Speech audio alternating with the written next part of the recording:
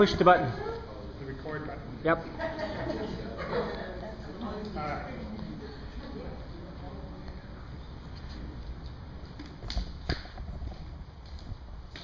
Well, I first want to extend some thank yous. I want to say thank you to this lovely building and its space given to us today and the spirit of this place.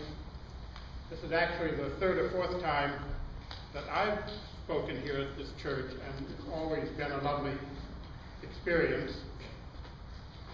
I want to thank the hosting committee, Roger and Rue and Freya.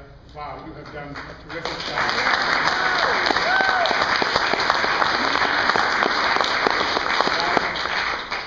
I admit I had some questions about the format when they said, well, we're going to have little 10-minute TED Talks. I think, would they really be Teddy Talks? But it has been wonderful and has been great to have such a smorgasbord of flavors. So I want to thank all the presenters and for everything that you've offered us today. And then I definitely want to thank all of you for coming, especially those of you who have come from such long distances like Seattle. Put in the time and energy and money to support this effort and to be here. So thank you very much. I honestly cannot find the proper words to express what I'm feeling at the moment and what I have felt today, because this gathering is really a fulfillment of a dream, and I like to think it's just the start. Incarnational spirituality, I've been a voice for it for quite a number of years, and it is, I've always felt that it needs other voices. And today we've seen other voices, and wonderful other voices. So I only expect that that will increase as we go forward. So I want to say some things about incarnational spirituality and about its future, and then open it for any questions before we have our closing for the day. Incarnational spirituality for me is like a vast library.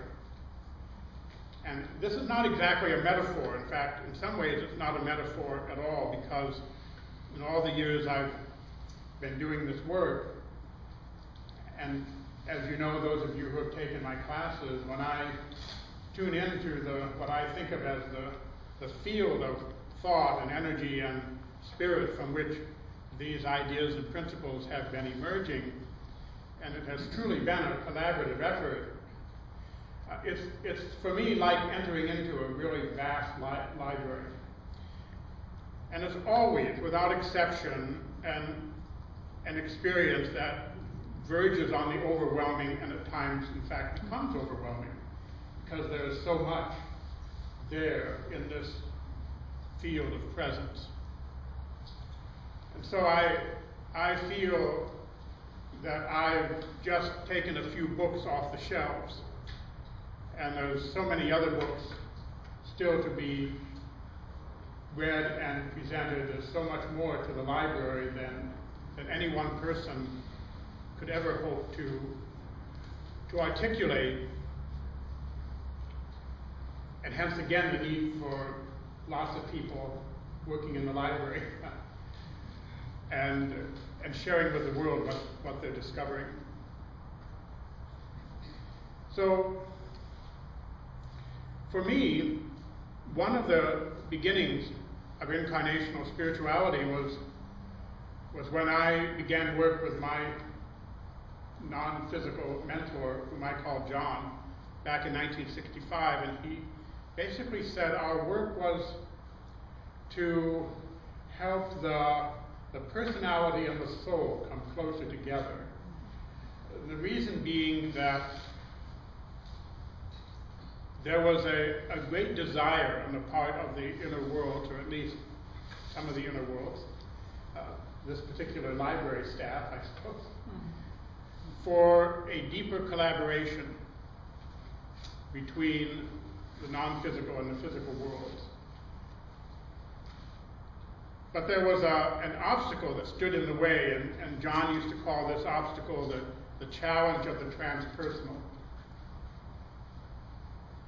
And in my thinking, this had two aspects.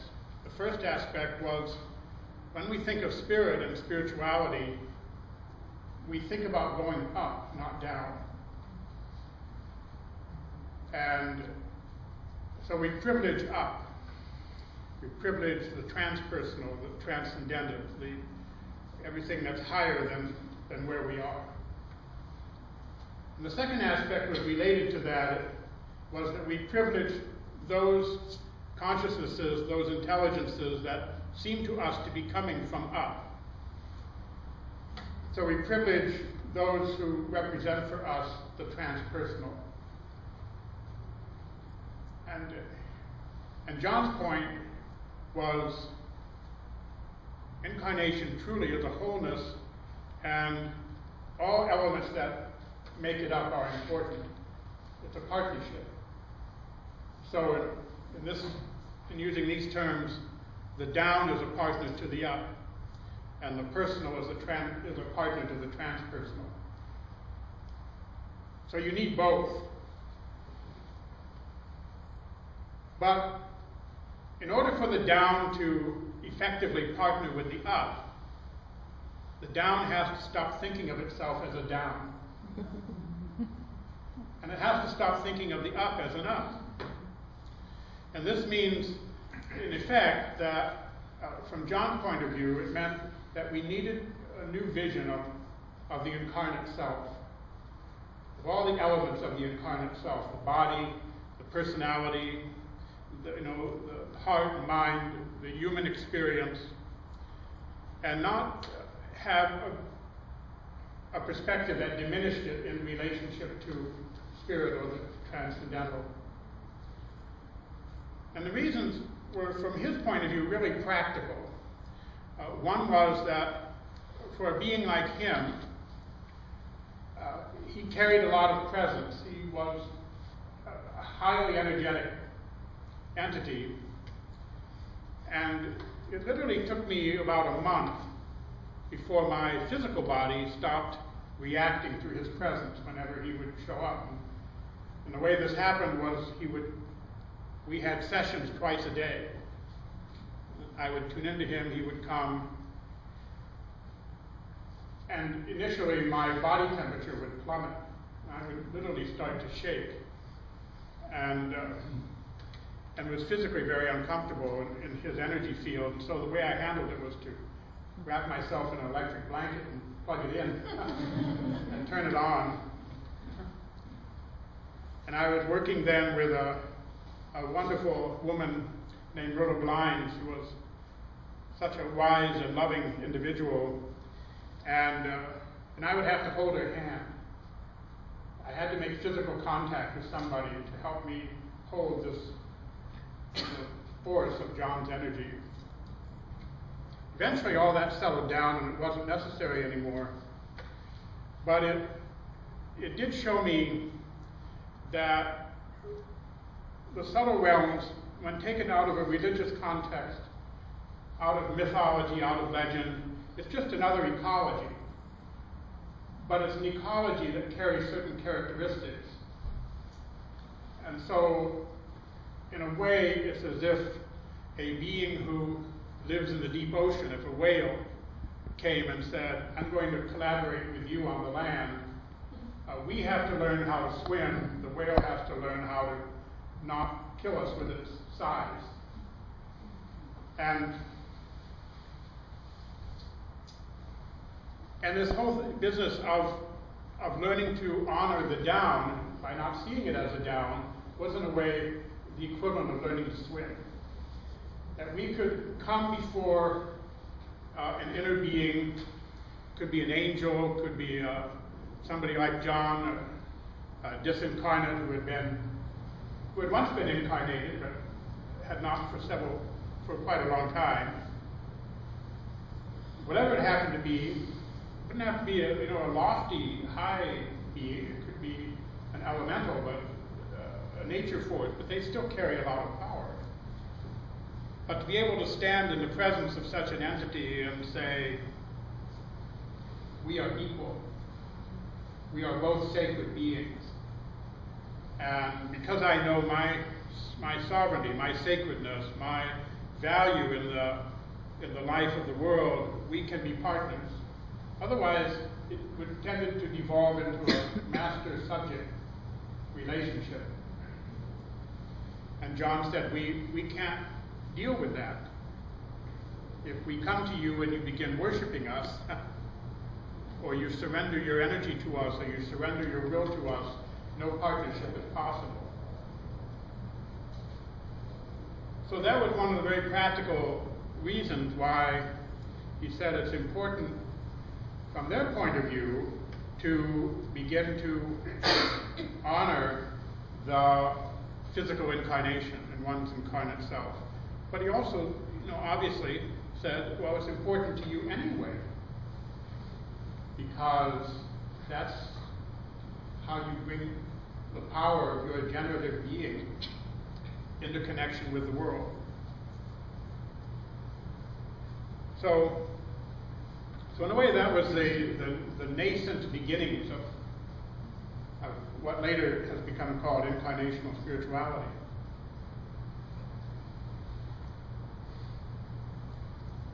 What is called incarnational spirituality really started for me about 12 years ago, 15 years ago. And became, because of the slide that I think Jeremy showed, an inner colleague who said, the challenge with humanity is not that you're too incarnated, that you're not incarnated enough. And I thought, wow, that's a pretty provocative statement. What does this mean? And so that kind of got me thinking, all right, I need to understand this process of incarnation more fully. But always in the back of my mind was this context that John had set back in 65 and 66. By that time, John had left. He left around 1990 to go on to other assignments.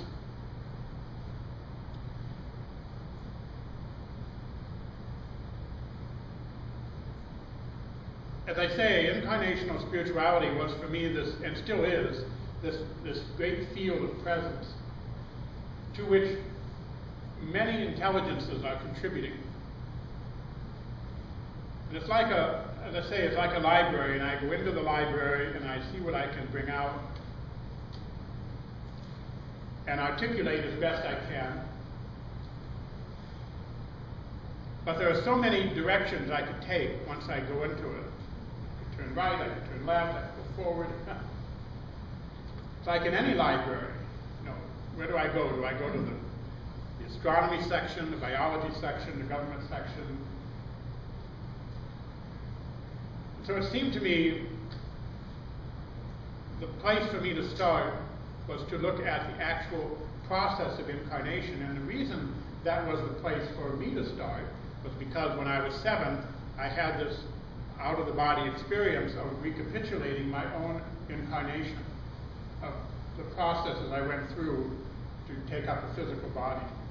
And I thought, okay, I have that memory, I have that there. It may be unique to me, but at least it's a place to start. I can get into it and try to tease out what are more general principles, and perhaps that will get me deeper into the library. So, to kind of jump ahead a few years, what has evolved now for me as I look at incarnational spirituality is it really has four main parts. One part is this whole process of incarnation itself. And that for me was, as I say, where I started. And for those of you who were studying with me back in the day, that's what a lot of the class is focused on. The 4 and then later the 5 principles of incarnation,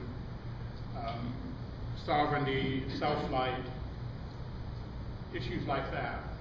And how does the soul, which is this high energy being, engage and in effect shrink part of itself to embody and manifest in what is comparatively a low energy environment, or a lesser energy environment, a more constricted environment. Not better, not worse, just different, a different ecological niche. So it would be, again, as I say, it would be like a whale learning to live on land.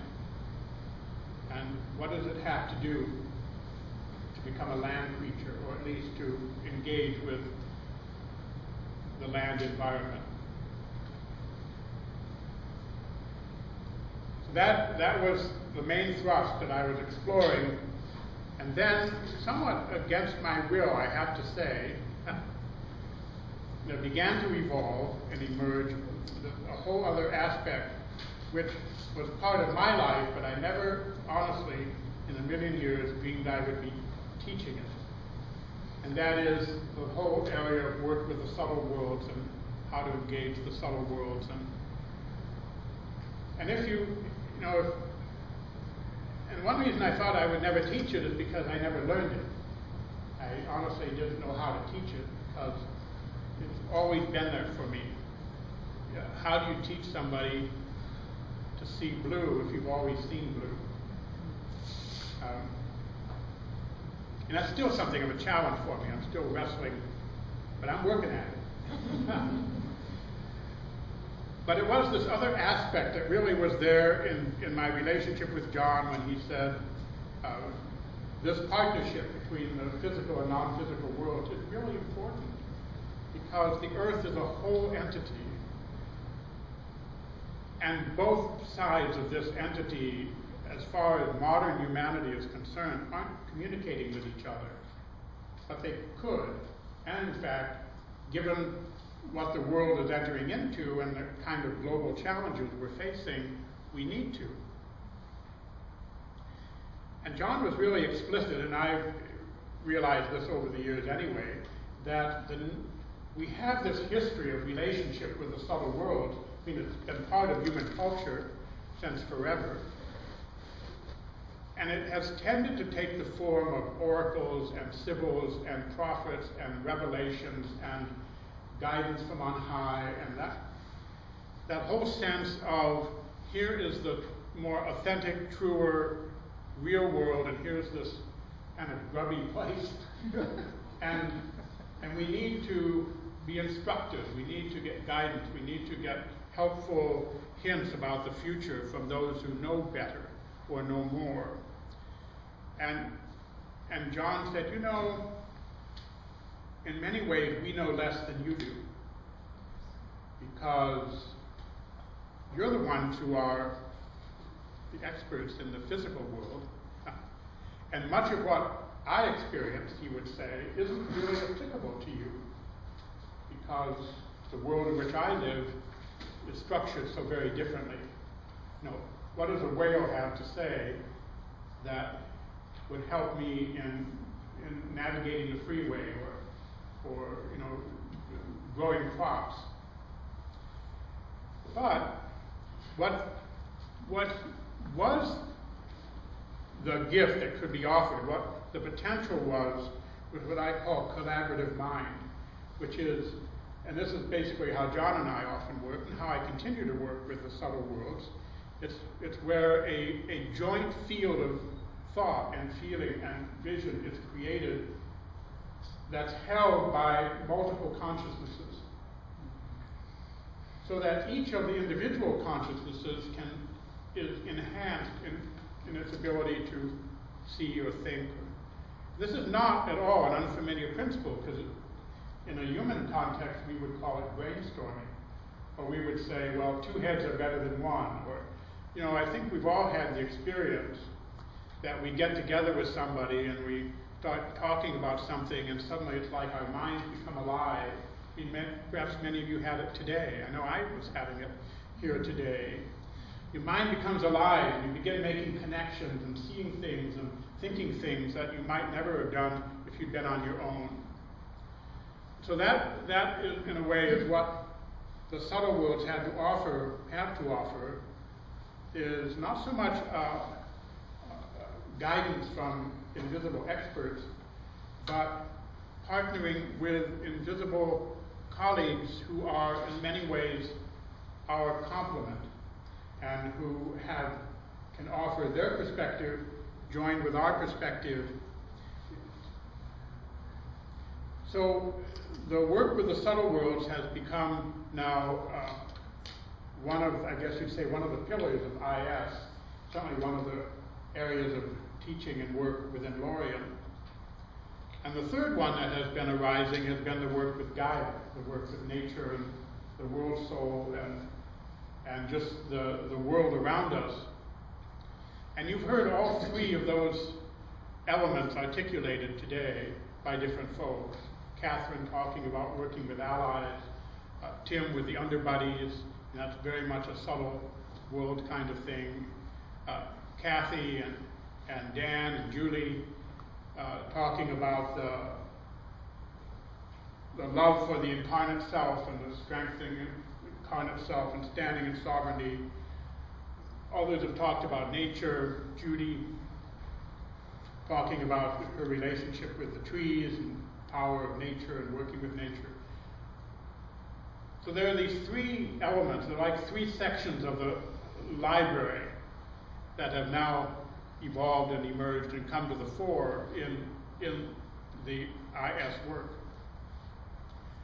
But the fourth one, I probably would call the alchemical work, which is how do you blend those three in the concrete life of an individual. And how do I take the insights that come from understanding the incarnational process? How do I take insights from self-light and sovereignty and the like? How do I take insights of working with subtle worlds, with underbuddies, with the subtle environment? Because I am, you are, we each are a subtle being. It's not like we're totally physical. We're not. We are actually amphibious in that sense. We live half here and half there. So we're citizens of two worlds, which is really our strength as human beings. It's a part of the gift we bring, and out of that gift comes our ability to synthesize both worlds, to bring them into a new wholeness, which is a large part of what IS is about.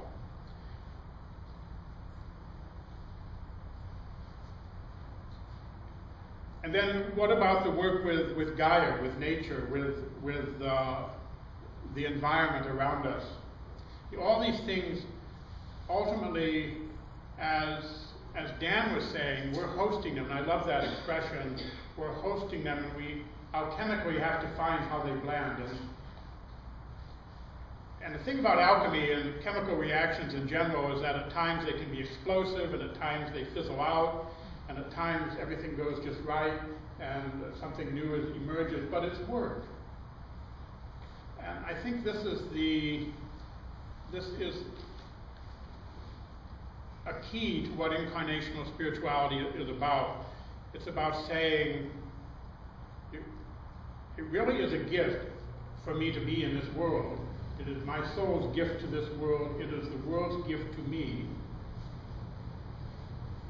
And like any relationship and partnership, I have to work at it. It doesn't, in a way, there's no magic about it. There's awareness, and there's work, and there's paying attention, and there's drawing on the tools and resources that we have to create alchemically what I like to think of as the new human, or the Gaian human, which I feel is critically needed in our time.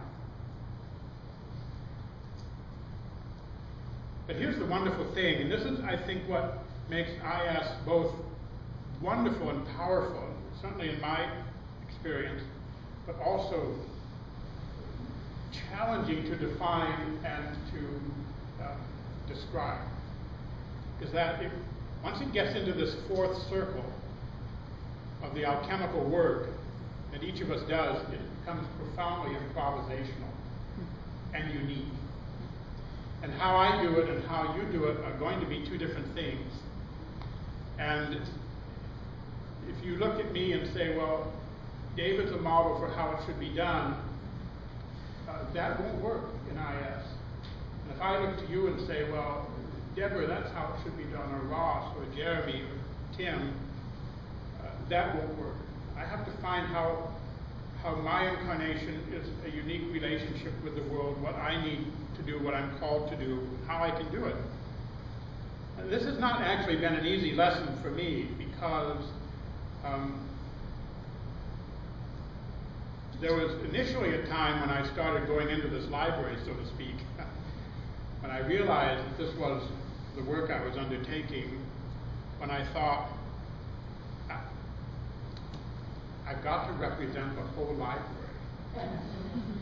Somehow I've got to read every book in the library and embody it. And that is the simplest and straightest path I know to insanity. Or at least to a good nervous breakdown. And finally, I realized, no, I can't do that. So what I need is to get others into the library, because this is a team effort. It can only work as a team. And then I thought, well, gee, look, there's this whole section of the library. Well, Lisa came up to me today and Jeff and said, are there any IS materials for children? I would love for this to be presented to children. And I'm thinking, man, I would too. And there was a time, actually, when my kids were growing up when I thought about it, but they weren't wildly interested. But I had to,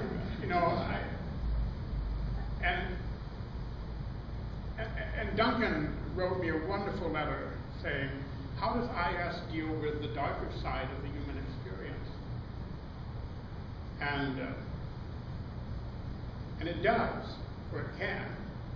And I certainly run into that.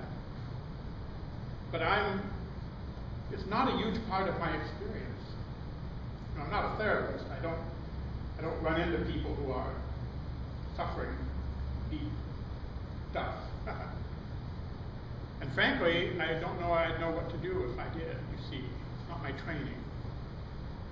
But there was a time when I thought, all right, yes, well, okay, now I've got to now write children's books. And, oh, yeah, I got to do all the explaining how to deal with the dark. And, oh, I really want to do things that deal with theater and music. And, oh, my God, look, this looks so interesting. Death, yes.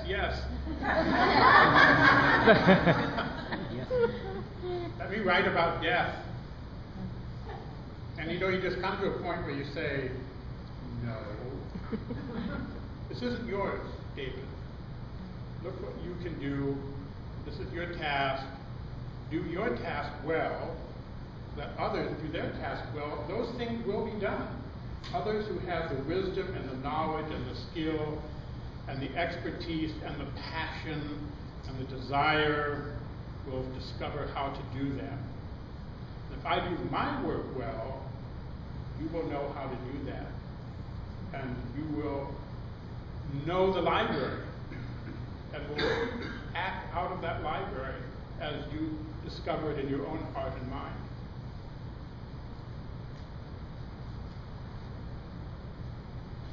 That's why today is so important to me, because I see this taking flesh. I see it in each of you. I see it in my classes when I people online. I am always awed and humbled by the wisdom that comes out of the classes and the forums and what people write. And there are people who say, I don't know how to write, I can't articulate very well. And then they come out with the wonderful wisdom and insight, and I think, wow, I never thought of it that way. That's really special. I never come out of a class without having benefited and learned something, I feel in a way like I shouldn't be charging for them. But that's just a little feeling. I really enjoy eating and putting clothes on for my kids. So,